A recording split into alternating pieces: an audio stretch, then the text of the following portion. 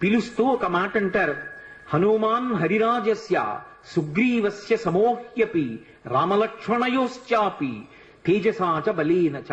ఇది జాంబవంతుడు చెప్పినటువంటి పరమ సత్యమైనటువంటి మాట. ఆయన అన్నాడు, ఓ హనుమ, హనుమన్ హరిరాజస్య, వానరములకన్నిటికీ రాజైనటువంటి ఓ హనుమ, సుగ్రీవస్య సమోహ్యపి, నువ్వు నీ వినయము చేత సుగ్రీవుడి దగ్గర ఒక మంత్రిగా సేవిస్తున్నావు, కానీ నువ్వు సుగ్రీవుడి కన్నా తక్కువ వాడవు కాదు. సుగ్రీవుడితో సమానమైనటువంటి బలపరాక్రమములున్నవాడివి.